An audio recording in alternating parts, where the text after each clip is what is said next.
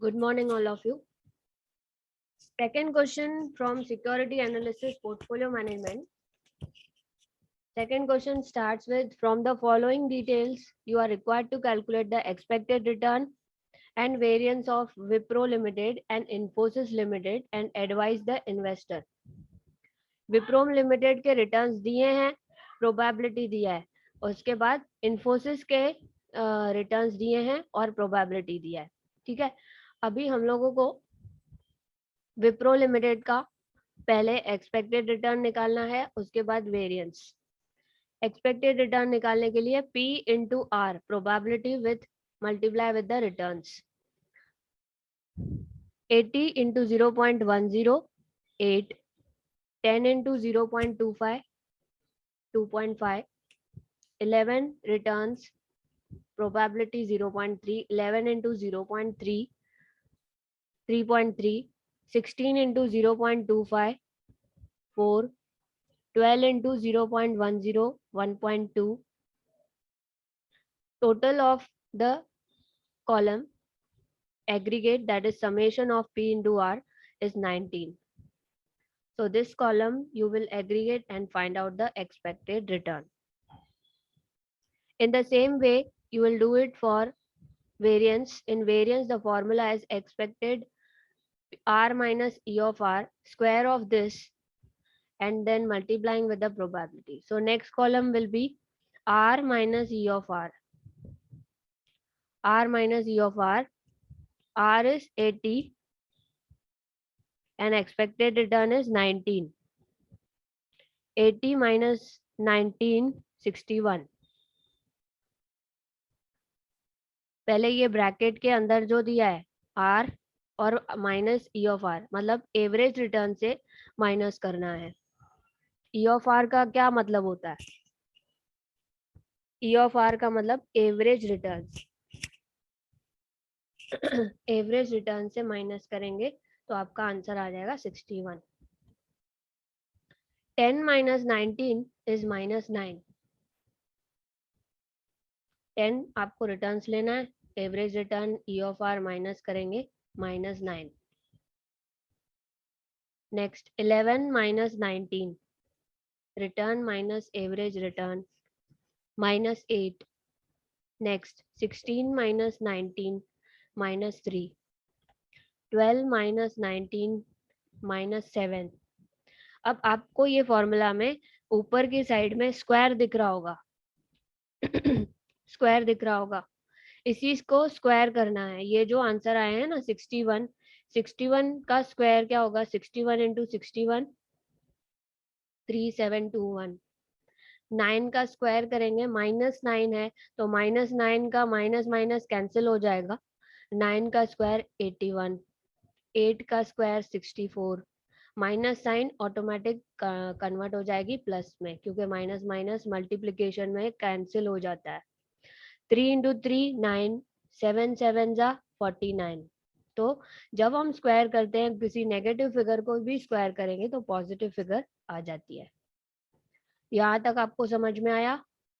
पहले हमने रिटर्न्स लिया, प्रोबेबिलिटी को मल्टीप्लाई किया, एक्सपेक्टेड रिटर्न कॉलम में आ गया, लास्ट में टोटल किया. इसी टोटल से हम लोग को R minus E of R करना है.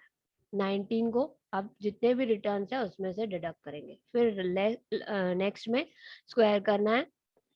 नेक्स्ट फॉर्मूला के हिसाब से जाना है, probability into R minus E of R. बाहर क्या आएगा? स्क्वायर. तो ये सेम कॉलम इधर ही रहेगा, इसके साथ प्रोबेबिलिटी मल्टीप्लाई करना है. ये प्रोबेबिलिटी है. ये कॉलम को ये कॉलम से मल्टीप्लाई करेंगे, एरो के थ्रू आपको दिख रहा होगा. 3721 into 0.10, 372.1. 0.25 into 81, 20.25. 0.30 into 64, 19.2. 0.25 into 9, 2.25. 0.10 into 49, 4.9. Total is 418.70. आपको यहाँ पे वेरिएंस की फॉर्मूला में समेशन दिख रहा है स्टार्टिंग में. यहाँ पर समेशन का मतलब पूरे कॉलम का टोटल. जब आपने प्रोबेबिलिटी को r minus E of r से किया स्क्वायर तो आपको ये मिला. इसी को ही हम लोग क्या बोलते हैं, variance. Variance of Wipro limited is 418.70. ठीक है, 418.70. अभी हम लोग इन्फोसिस का करेंगे. वेरिएंस क्या सजेस्ट करता है कि हमारे कंपनी का रिस्क कितना है. इन्फोसिस लिमिटेड. क्वेश्चन में रिटर्न्स और प्रोबेबिलिटी दिया होता है. ओके उसके बाद एक्सपेक्टेड रिटर्न से मल्टीप्लाई करेंगे. 9, 2.2, 12 into 0.4, 4.8, 14 into 0.2, 2.8, 12 into 0.1, 1.2. Total, make a total of this. Rimil Sarkar, make a total of expected return and give me answer.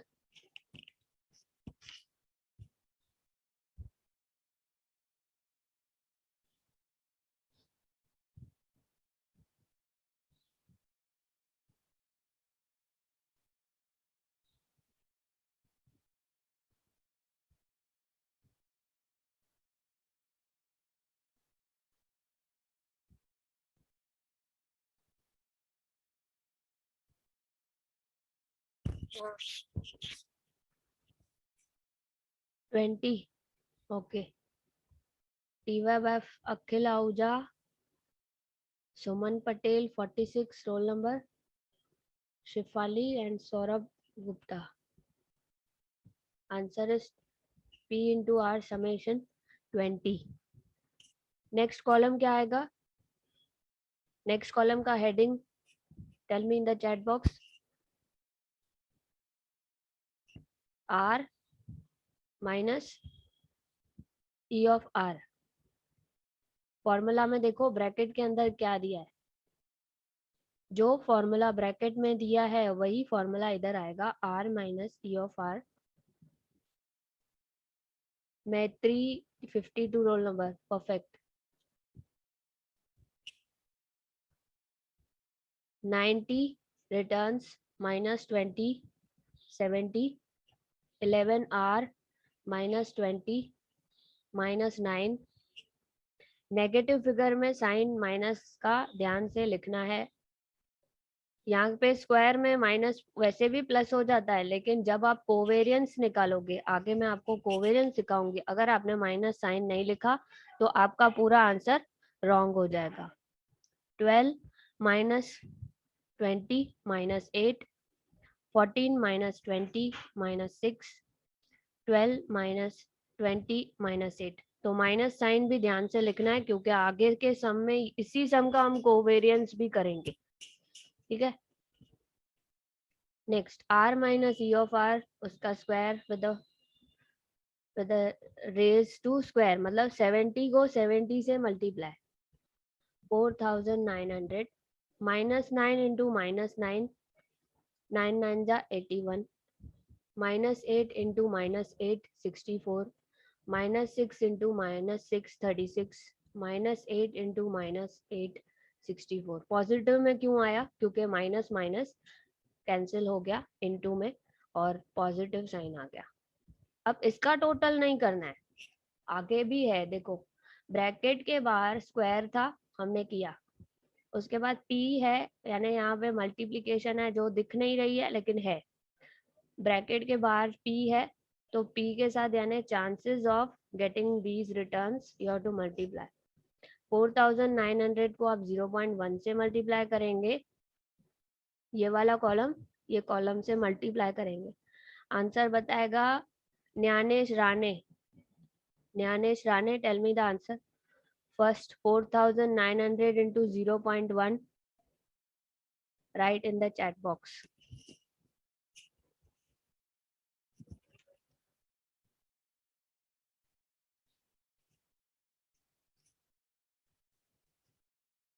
Answer 490. 81 into 0.2, 16.2. 64 into 0.4, 25.6. 36 into 0.2, 7.2. 64 into 0.1, 6.4. आपको summation का sign दिख रहा है. Variance is a measure of risk in a particular stock. Infosys का कितना risk है? Total is 545.4. Variance of Infosys is 545.4. पहले का किसको याद है वेरियंस? बताओ पहले कितना वेरियंस था विप्रो का?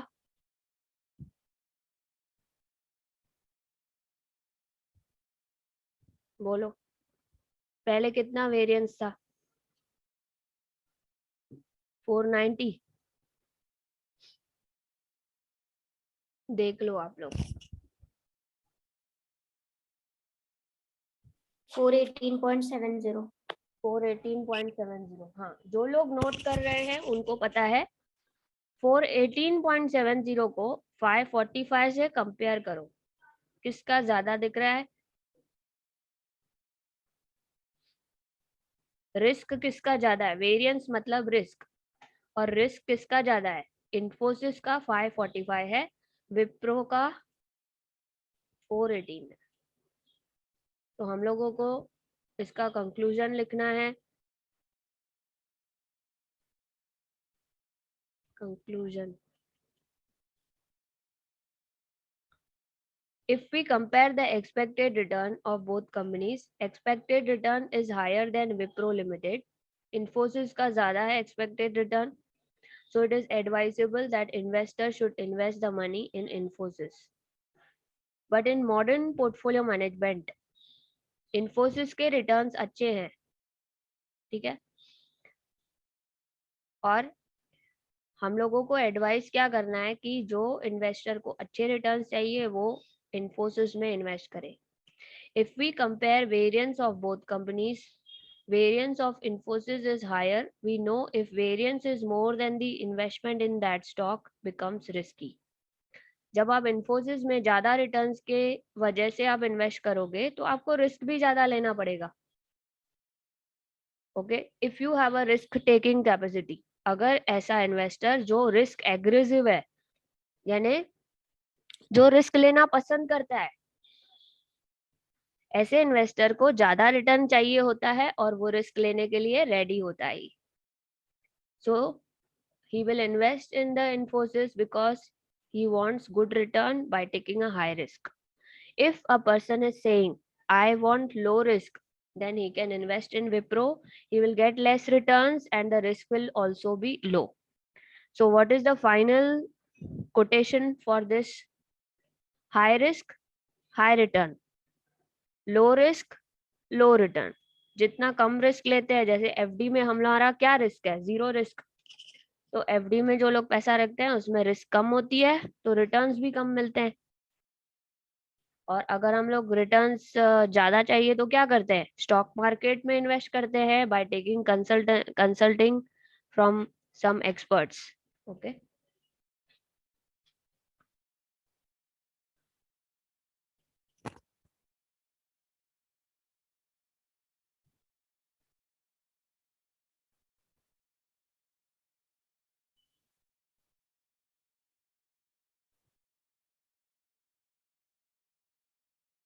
अभी देखो कोवेरियंस क्या होता है. अभी इन्फोसिस और यहाँ पे हम लोग क्या करते हैं? Wipro W, return of Wipro and E of R of Wipro. Infosys I.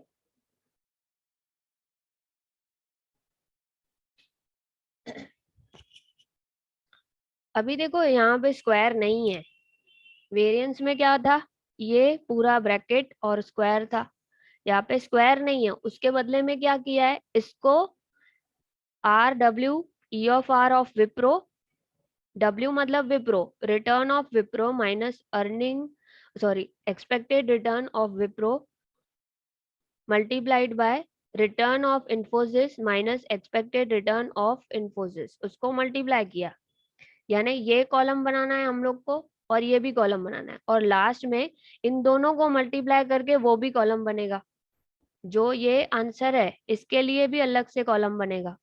पहले फर्स्ट कॉलम ये बनेगा, पहले ई ऑफ आर निकालेंगे दोनों का, इन्फोसिस और विप्रो का, फिर दोनों का ये कॉलम बनेगा, एक ये कॉलम एक ये कॉलम। फिर तीसरा कॉलम इन दोनों का मल्टीप्लिकेशन का बनेगा, और चौथा कॉलम क्या बनेगा, जो आंसर इन इन दोनों को मल्टीप्लाई करके आएगा उसको प्रोबेबिलिटी से मल्टीप्लाई करना है। यानी स्टॉक ए और स्टॉक बी, यानी stock Wipro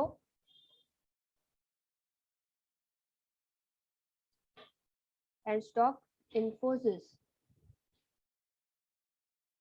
stock Wipro and stock Infosys का जब हम कोवेरिएंस देखते हैं तो इससे हमें क्या मालूम पड़ता है। अब कोवेरिएंस क्या होता है पहले ये बताना है। कोवेरिएंस मतलब जब हम पोर्टफोलियो में दोनों स्टॉक्स को रखते हैं तो ये दोनों का रिलेशन कैसा है, क्योंकि ये दोनों एक ही इंडस्ट्री से है तो इनका कोवेरिएंस कैसा है। क्या ये दोनों एक साथ चेंज होते हैं, दोनों पॉजिटिव हैं, जब एक बढ़ता है तो दूसरा भी बढ़ता है, और जब एक नीचे जाता है तो दूसरा भी नीचे जाता है। Okay, so covariance will indicate the relationship between the two stocks. आपका रिलेशनशिप कैसा है, दोनों साथ में बढ़ेंगे या दोनों दोनों का ऑपोजिट रिलेशन भी हो सकता है। Positive relation, positive relationship, negative relationship,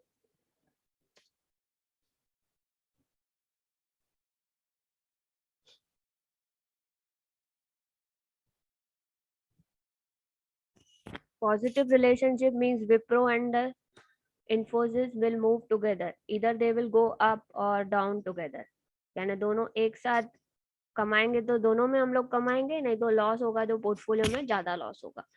जब भी हम पोर्टफोलियो बनाते हैं तो जब स्टॉक्स का सिलेक्शन होता है तो नेगेटिव रिलेशनशिप वाले स्टॉक्स ज्यादा अच्छे होते हैं। एक बढ़ रहा है दूसरा नीचे जा रहा है, चलेगा। जब दोनों नीचे जाएंगे, दोनों के प्राइसेस जब नीचे जाएंगे तो हमें चलेगा क्या, नहीं। तो negative relationship in stocks is better while making portfolio.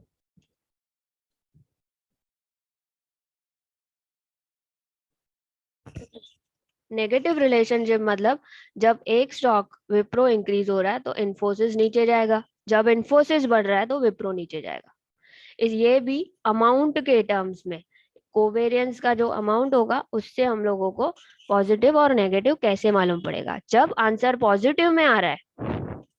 दूसरी भी एक चीज है, जब आपका कोवेरिएंस पॉजिटिव आएगा यानी दोनों का स्टॉक बढ़ेगा साथ में, कम होगा साथ में,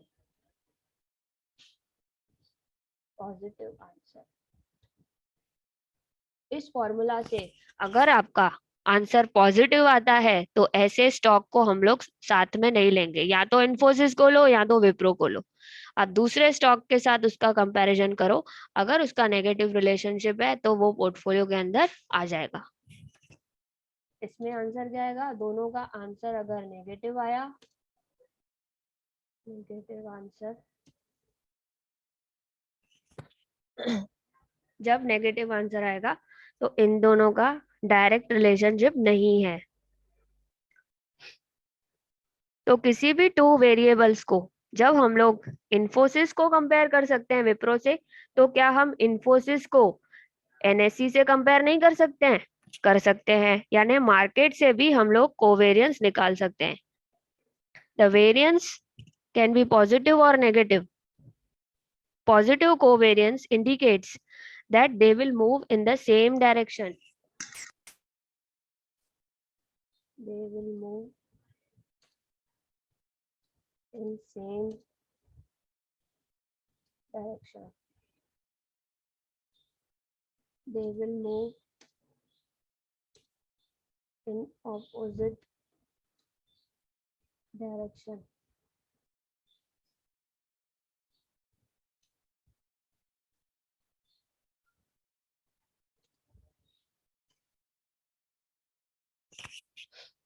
Okay, the stock prices will move in same direction, the stock prices will move in opposite direction.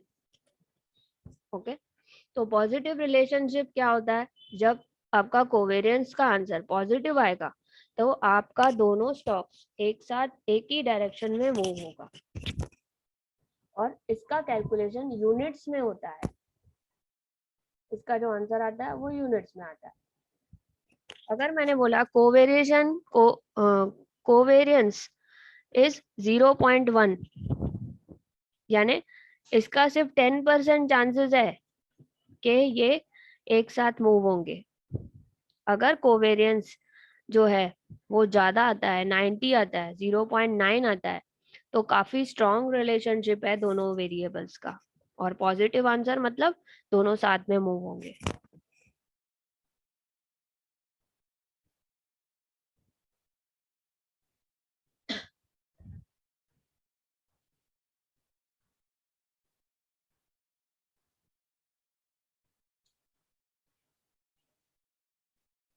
Covariance is 0.9 of Wipro, ऐसे ही लिख रही हूँ मैं, बाद में करेंगे इसको सॉल्व, एग्जाम्पल है।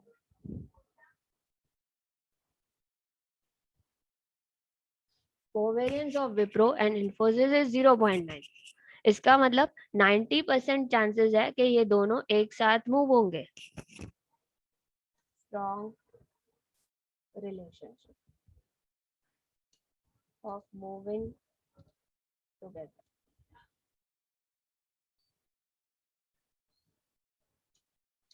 Covariance of Wipro and Infosys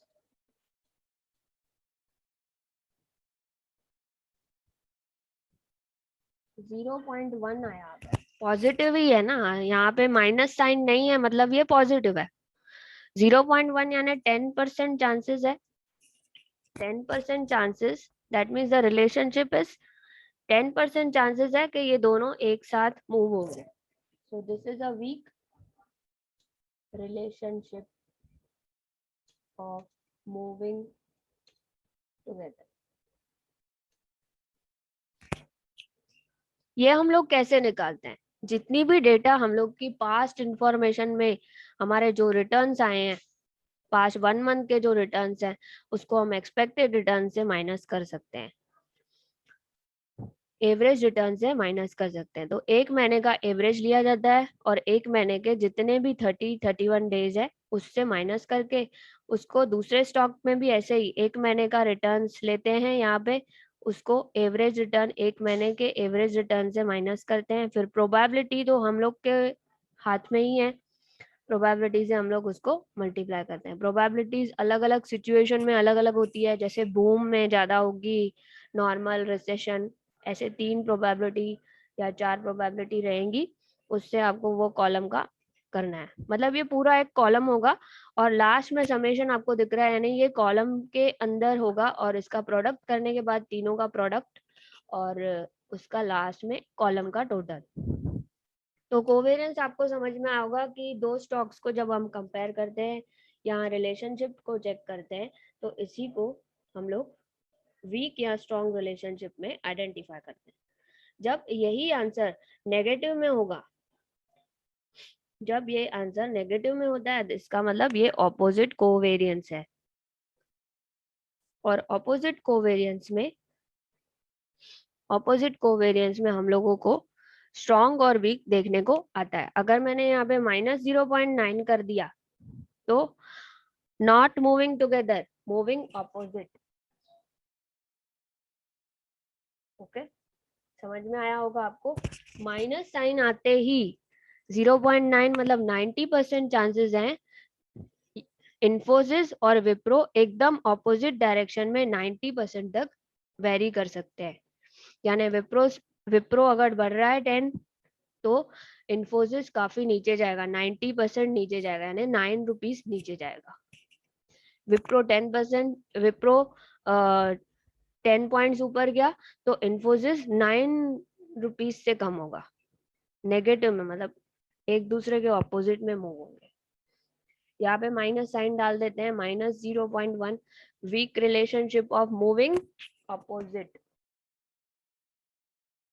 इसमें भी यही एग्जाम्पल, विप्रो 10 रुपीज से बड़ा, विप्रो का प्राइस 10 रुपीज से बड़ा, इन्फोसिस का 10% कम होगा, ऑपोजिट में जाएगा। विप्रो बढ़ रहा है तो इन्फोसिस पीछे जाएगा, क्योंकि ये ऑपोजिट डायरेक्शन वाला है, माइनस साइन है। तो 10% निकालो 10 का, यानी 1 रुपीज से इन्फोसिस नीचे जाएगा। जब विप्रो 10 रुपीज से ऊपर जा रहा है तो इन्फोसिस क्या हो रहा है, 1 रुपीज से नीचे आ रहा है, because of 10% of covariance, that is 0.1. I hope you have understood. Covariance निकालना है तो यहाँ पे निकालेंगे.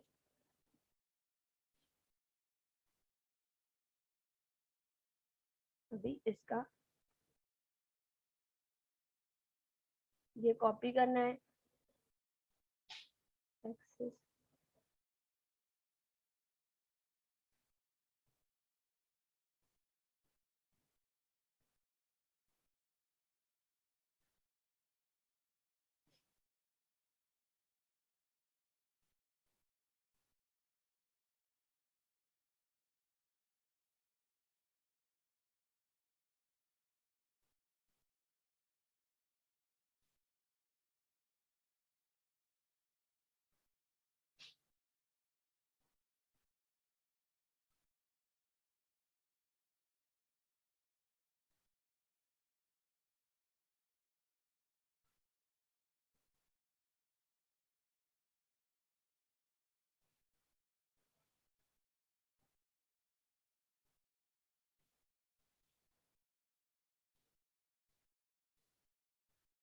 अभी ये विप्रो का है R minus E of R, जो हमने स्टैंडर्ड डेविएशन सॉरी वेरिएंस में यूज किया था ना, वही.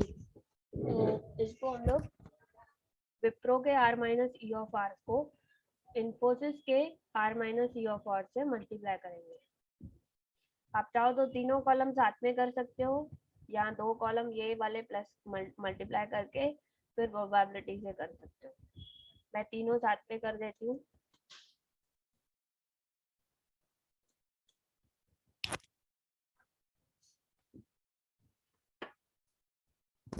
You can calculate and tell me answer in the chat box.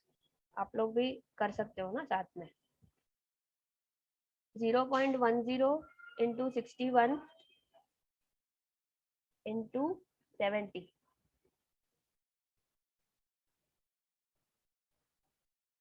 61 into 70, 427. Okay. 0.25 into -9 into -9. Answer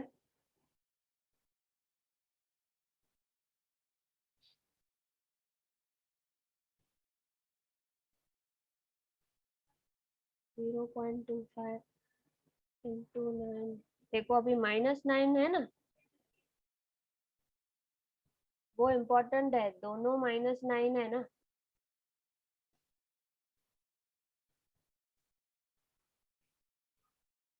0.25 into -9 bracket के अंदर इंटू -9.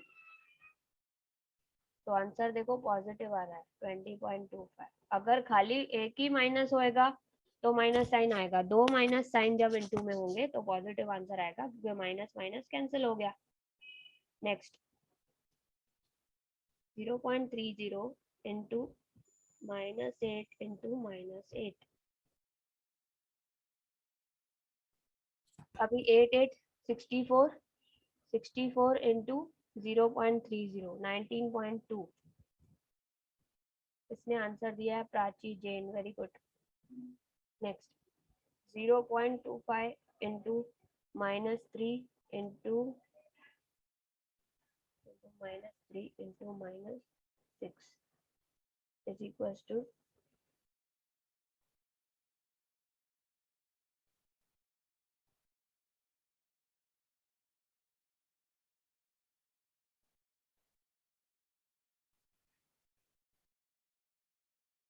4.5.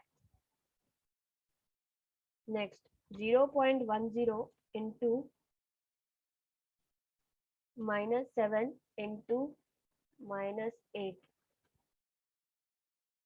7 और 8 56, 56 को 0.10 से करेंगे तो 5.6। ठीक है, तो अभी ये क्या कॉलम का हेडिंग है? R minus E of R of Wipro multiplied by probability into R minus E of R into R minus E of R.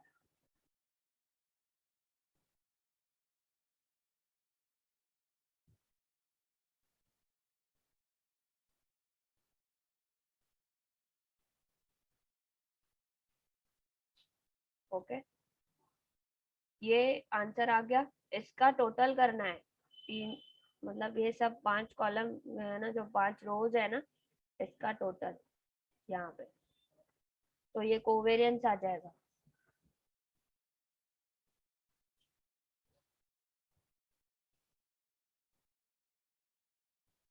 Four 27 plus 20.25 plus 19.2 plus 4.5 plus 5.6, 476.55। ये है कोवेरियंस।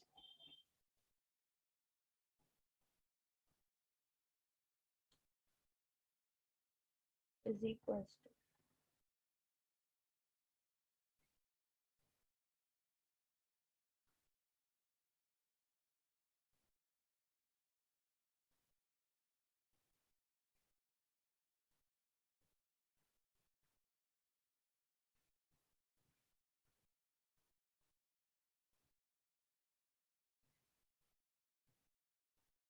ठीक है, कोवेरियंस होगा 476.55। तो इन दोनों का पॉजिटिव है और स्ट्रॉन्ग रिलेशनशिप है,